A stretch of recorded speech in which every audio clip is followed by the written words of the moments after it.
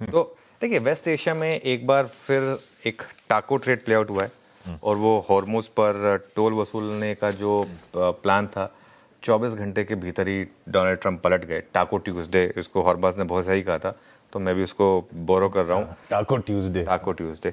देखिए क्या है ना कि गल्फ में ना सिर्फ एक उनके सारे एलाइज हैं, सभी उनके मित्र हैं और वो होंगे भी है ना। एक ईरान को छोड़ दें अगर आप, तो पूरे एरिया में उनके ज़्यादातर फ्रेंड्स ही हैं। तो ऐसे में उनको एक दबाव आया और सबसे ज़्यादा दबाव आई थिंक सऊदी से आया, तो उसकी वजह से।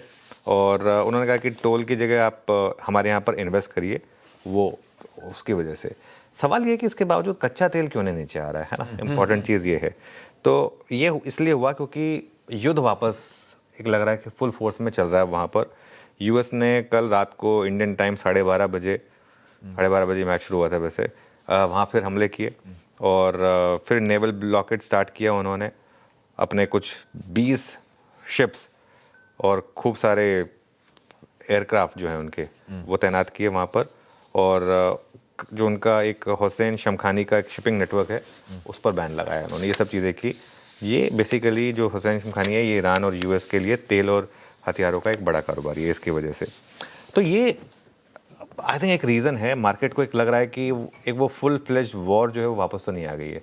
हालांकि अभी भी मार्केट में पैनिक नहीं है। और अगर आप देखेंगे ग्लोबल मार्केट, एशियन मार्केट्स तो एक्चुअली ऊपर हैं और यूरोपियन मार्केट्स, यूएस मार्केट, यहाँ पे कोई बहुत बड़ा फर्क नहीं आया है।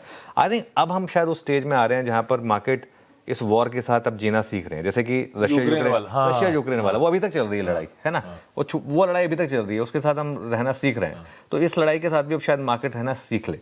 अनलेस एंड अनटिल तेल 110 115 वापस जाए, अब कुछ समय के बाद ये हमारे लिए सरदर्द रहेगा, लेकिन ये हमारे लिए माइग्रेन नहीं बनेगा। मतलब छोटा वाला सरदर्द रहेगा, उस तरीके से आप रहेगा। यूएस में भी देखें आप, अगर एकदम फ्लैट था मार्केट, चिप शेयरों में रिकवरी आई।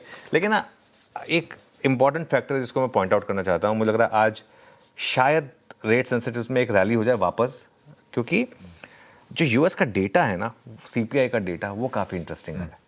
यूएस का सीपीआई डेटा जून सीपीआई 0.4% घटी है और एक वो बहुत बड़ा इम्पैक्ट है क्योंकि वहाँ पे गैसोलीन प्राइसेस नीचे आई है। वो तो फ्री मार्केट है, ये बढ़ती थी तो बढ़ती थी, गिरती हैं तो गिरती हैं उसके हिसाब से।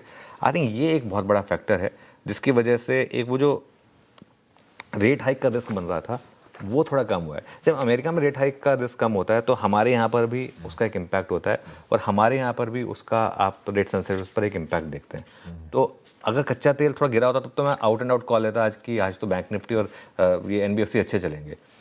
मुझे लग रहा है आज श्रीराम फाइनेंस जैसे स्टॉक्स है ना फॉर एग्जांपल, वहाँ नज़र रखें। मुझे लग रहा है कल परसों में उनमें ठीक ठाक करेक्शन हो चुकी है, ये स्टॉक अब ठीक ठाक लेवल पे आ चुका है वापस। ऐसे स्टॉक पे आप नज़र रखें। मन्नापुरम और मुथूट जैसे स्टॉक्स पर आप नज़र रखें। गोल्ड भी थोड़ा सा ऊपर आया वापस, अच्छी क्वालिटी के स्टॉक्स हैं ये, और ये गिरने को तैयार नहीं है। देखिए मतलब इतने 2 दिन से आप देखें, अगर ये पहले हाफ में लो बनाते हैं उसके बाद रिकवरी दिखा रहे हैं। आई थिंक आज ना आपकी नज़र होनी चाहिए, ये मैं अपने डिस्कस करना चाहता था, मन्नापुरम, मुथूट, आपका श्रीराम फाइनेंस, इस तरीके की अच्छी क्वालिटी के एनबीएफसीज पर। बैंक्स होते अगर कच्चा तेल कूल ऑफ होता, बैंक्स होते, एनबीएफसीज बेटर स्पेस। एनबीएफसी थोड़ा सा आज मुझे लग रहा है कि बेटर है और थोड़ा सा इन पर आप नज़र रखेंगे। इसके अलावा देख लेते, दो तीन वेरिएबल दिखा देते हैं। कच्चा तेल दिखा दीजिए कहाँ पर है, डॉलर दिखा दीजिए कहाँ पर है, डॉलर इंडेक्स, और यूएस बॉन्ड यील्ड दिखा दीजिए। ब्रेंट तो वहीं पर है जहाँ हमने कल छोड़ा था 85-86 पर।